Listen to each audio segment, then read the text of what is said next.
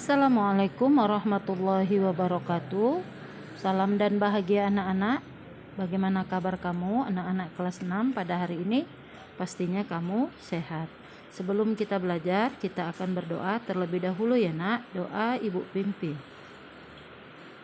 Doa selesai. Baik anak-anak, hari ini kita berjumpa kembali dengan Ibu Artini ya nak, pada pelajaran IPA, yaitu tentang penyesuaian diri hewan terhadap lingkungannya. Kita mulai dari yang pertama, yaitu adaptasi. Adaptasi adalah kemampuan makhluk hidup dalam menyesuaikan diri dengan lingkungan sehingga dapat mempertahankan kehidupannya.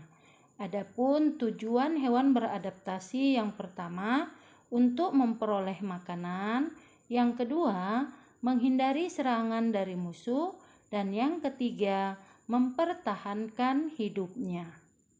Sekarang kita simak penjelasannya. Kemampuan hewan untuk menyesuaikan diri terhadap lingkungannya dinamakan adaptasi. Terdapat 3 macam adaptasi, yaitu 1. Adaptasi morfologi, 2. Adaptasi fisiologi, dan 3. Adaptasi tingkah laku. Berikut ini penjelasannya. Adaptasi morfologi merupakan penyesuaian bentuk tubuh makhluk hidup terhadap lingkungannya. Misalnya bebek memiliki kaki berselaput dan semut memiliki antena.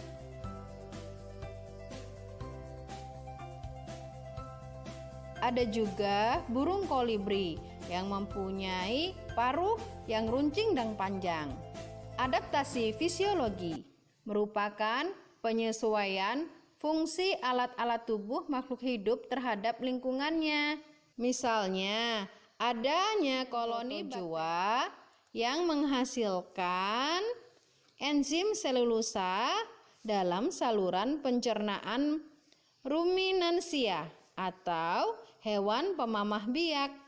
Enzim selulosa berfungsi untuk menguraikan selulosa pada dinding sel tumbuhan, sehingga membantu proses pencernaan.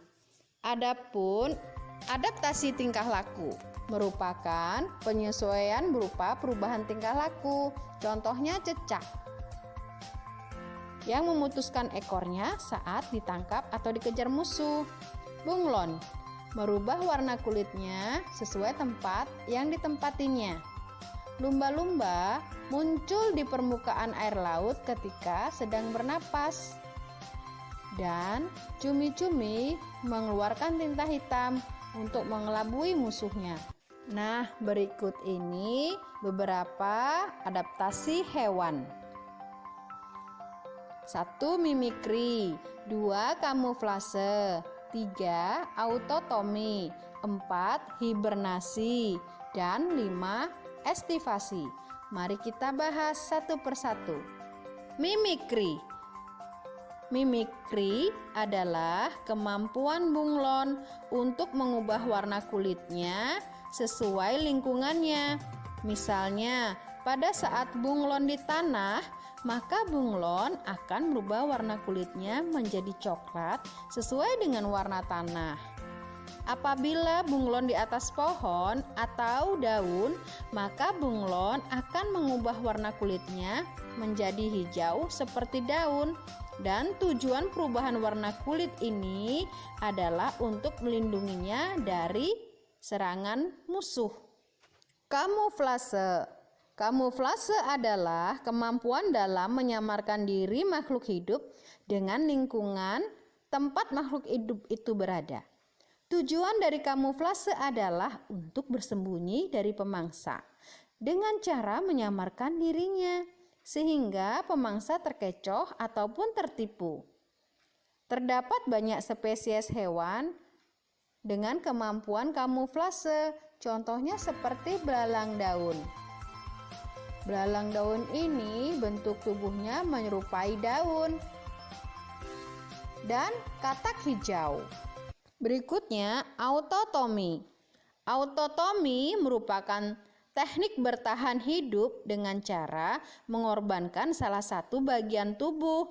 Contoh autotomi yaitu pada cecak yang biasa hidup di rumah, di pohon, dan lain-lain. Cecak jika merasa terancam, ia akan memutuskan ekornya sendiri untuk mengelabui musuhnya. Selain cecak, kadal juga memutuskan ekornya dan bintang laut. Hibernasi. Hibernasi adalah teknik bertahan hidup pada lingkungan yang keras dengan cara tidur menonaktifkan dirinya atau dorman. Hibernasi dapat berlangsung lama secara berbulan-bulan, seperti beruang pada musim dingin. Hibernasi biasanya membutuhkan energi yang sedikit karena selama masa itu binatang yang berhibernasi akan memiliki suhu tubuh yang rendah, detak jantung yang lambat, pernapasan yang lambat. Nah, binatang tersebut akan kembali aktif atau terbangun setelah masa sulit terlewati. Contohnya seperti beruang, kura-kura, dan ular. Estivasi. Apa itu estivasi? Estivasi adalah menonaktifkan diri atau dorman pada saat kondisi lingkungan tidak bersahabat. Bedanya dengan hibernasi adalah di mana pada estivasi dilakukan pada musim panas dengan suhu udara yang panas dan kering. Contohnya adalah tupai dan kelelawar. Demikian tadi anak-anak video pembelajaran yang sudah Ibu sampaikan. Tugas kamu selanjutnya adalah pertama, kamu mencatat dari video pembelajaran tersebut. Yang kedua, kamu mengamati dan mengisi diagram yang terdapat di halaman 48 pada buku tema 2 ya anak-anak. Semoga bermanfaat. Sekian dan terima kasih. Salam dan bahagia anak-anak Ibu semuanya.